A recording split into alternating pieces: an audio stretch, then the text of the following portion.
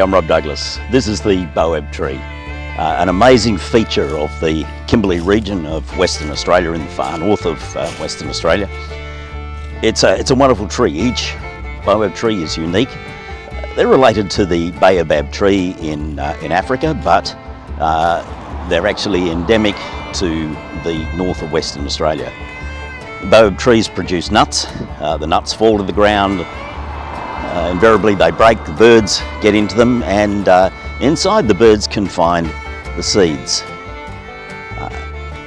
Quite fascinating, I think, that these tiny seeds can be the start of such an amazing, huge tree. I want to take you now to see a grand old Boab tree that's said to be 2,000 years old. As I thought about that age, I started to think, it was probably a tiny sapling at the time that the church was born. And that's quite an amazing thought. In Acts chapter 2, we read that the church was born shortly after Jesus died and had risen again, and he returned to heaven with that promise that he'd never leave us or forsake us. And after the day of Pentecost, those first believers began meeting, and they developed what we call holy habits. They devoted themselves to the apostles' teaching, to fellowship, to prayer, to breaking of bread. They shared their resources. They ate meals together, and they did all of this with gladness and generosity. And the outcome of all this was that the Lord added to their number daily those who were being saved. 2,000 years on, this grand old Boab tree has survived and is thriving, and so is the church.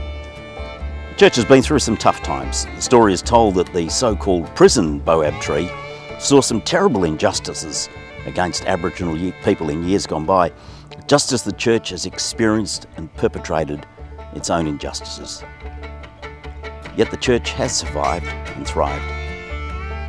Jesus told about a man who planted a tiny mustard seed, and the tree grew and flourished, and in time the birds made their homes in the tree. For all that it's done and experienced over the centuries, the church is still there to become a home, a place of safety and refuge and a new life.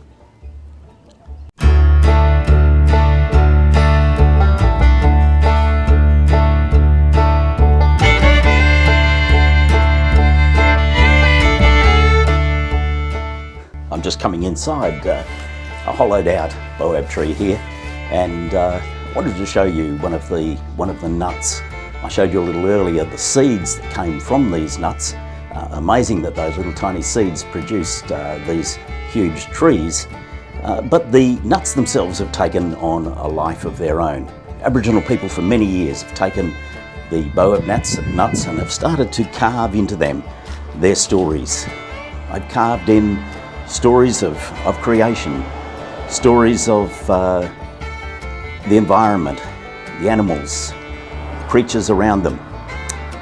The church is an amazing old tree, and it's survived and thrived over the years.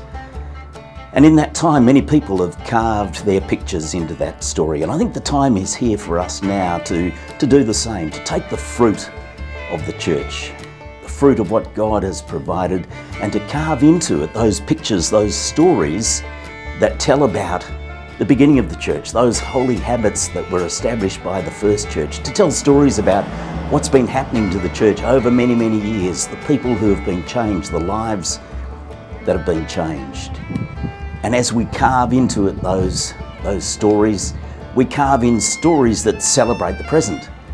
And in the same breath, we also are able to make a mark into the future, an opportunity by the power of the Holy Spirit to recognise God's presence, the way in which God has moved and grown and developed the church over the years. And as we, in the power of the Holy Spirit, take that fruit that He has produced, we have the opportunity to make a mark for the future.